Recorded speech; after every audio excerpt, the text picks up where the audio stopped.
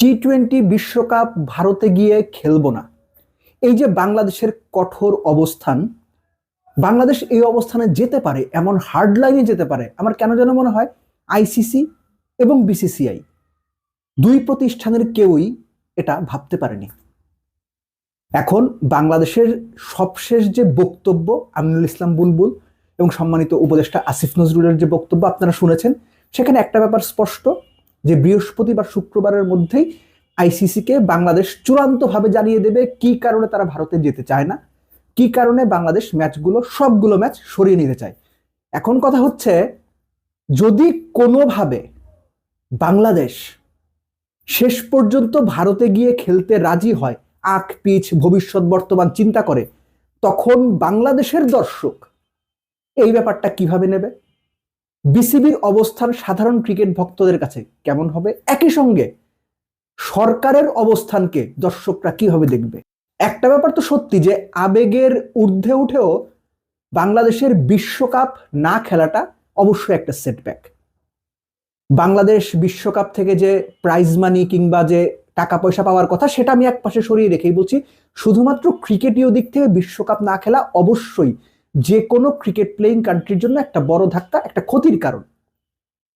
একই সঙ্গে বিশ্বকাপ ক্রিকেট খেলতে গিয়ে আপনি আপনার সেলফ ডিগনিটি, দেশের অবস্থান, দেশের ক্রিকেটার কোচিং স্টাফদের নিরাপত্তা, দেশের যে দর্শকরা খেলা দেখতে যাবে তাদের নিরাপত্তা, যে সাংবাদিকরা কাভার করতে যাবে তাদের নিরাপত্তা, এই এতগুলো বিষয় কম্প্রোমাইজ করে সত্যিকার অর্থেই বাংলাদেশ কি কোনোভাবে পজিটিভলি ভাবতে পারে যে না, বিশ্বকাপটা আমরা ভারতে গিয়ে খেলি, শেষ পর্যন্ত চেষ্টা করেও যদি না পারি তারপরেও একটা অপশন খোলা রাখি? আমার কেন যেন মনে হয় বাংলাদেশ সেই অপশনটা খোলা রাখতে চাইছে না কিংবা চায়নি। বাংলাদেশের hard line, straight line, either ভারত থেকে বাংলাদেশের ম্যাচগুলো সরিয়ে নেওয়া হবে, শ্রীলঙ্কাতে খেলা দেওয়া হবে, অথবা বাংলাদেশ বিশ্বকাপ ভারতে গিয়ে খেলবে না। মাঝামাঝি কোনো ব্যাপার নাই এখানে। এখনো পর্যন্ত বাংলাদেশের সব কর্মকাণ্ড কথাবার্তা শুনে অন্তত আমার কাছে সেটাই মনে হয়েছে।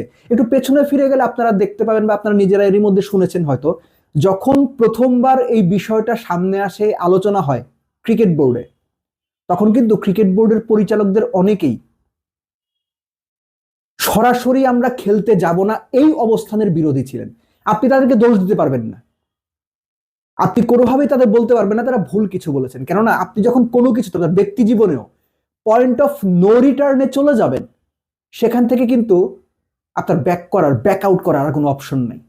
সো বাংলাদেশ ক্রিকেট বোর্ড তথা বাংলাদেশ সরকারের সাথে কমিউনিকেশন করে, কিংবা হতে পারে সরকারেরই সিদ্ধান্তে বাংলাদেশ এখন বিশ্বকাপ খেলার ইস্যুতে পয়েন্ট অফ নো রিটার্নে চলে গেছে।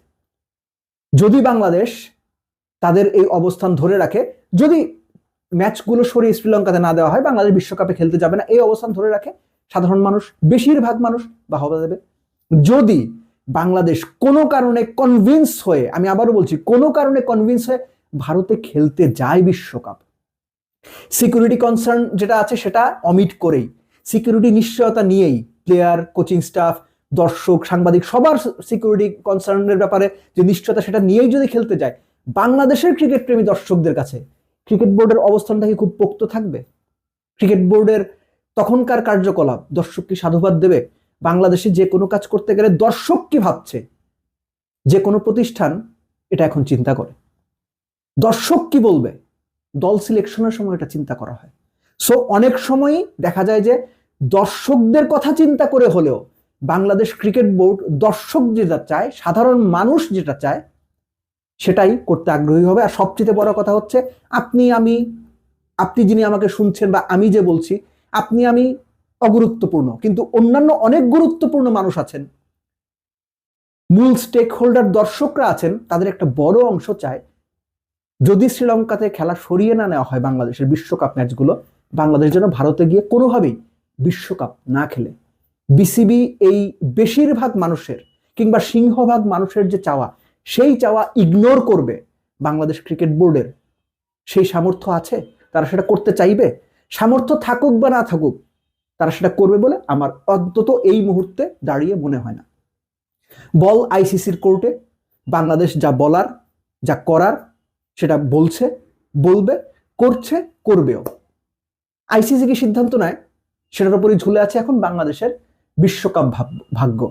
তবে মোটামুটি আপনি নিশ্চিত থাকতে পারেন যে আইসিসি এই ব্যাপারটা কোনোভাবেই ইন্ডিপেন্ডেন্টলি হ্যান্ডেল করবে না, বরং ভারতীয় ক্রিকেট বোর্ড বা বিসিসিআই এর সঙ্গে কথা বলে তারপরেই আইসিসি তাদের সিদ্ধান্তটা জানাবে।